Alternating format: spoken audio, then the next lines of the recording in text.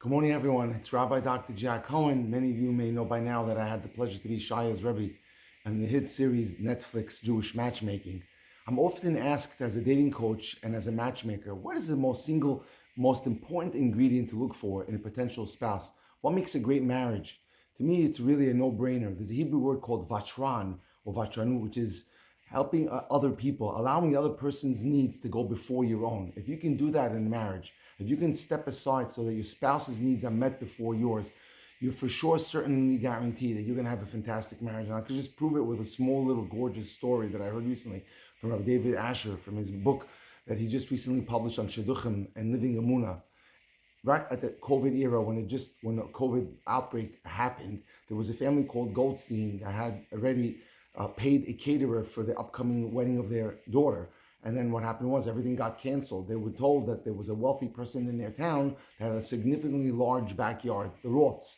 So Mr. Goldstein, who was a man of very modest means, approached Mr. Roth, knocked on his door with trepidation, and asked him, sort of begged him, if he would allow his daughter's marriage to take place in their backyard. So Mr. Roth said to Mr. Goldstein, let me just check with my wife, I'll get back to you. So Mr. Roth approached his wife and told him about the mitzvah.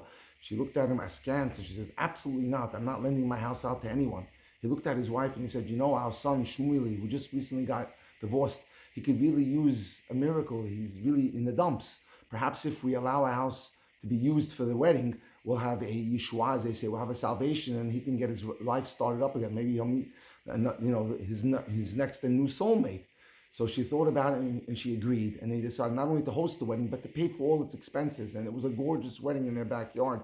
After the wedding, Mr. Roth noticed that the party planner that was hired by the caterer that he had hired was cleaning up with all the other manual laborers. He said to her, that's not your responsibility. And she said, you know what? I'm divorced and I'm hoping that by helping out, and in addition to that, I donated my services for free. Perhaps Hashem will make a miracle for me and allow me to meet my new soulmate. And guess what, ladies and gentlemen? A few months later, there was another wedding in the backyard of the Ross. It was their son Shmulia was divorced to this party planner who got divorced. As we can see here, this concept of allowing others to go first, of helping others before ourselves, is critical to a fantastic marriage. And that's what I would say. If you want to have a great partner, practice vatranut, which is, if you want a great marriage, practice giving the other person what they need before your own needs, and you'll surely be taken care of. Have a wonderful day.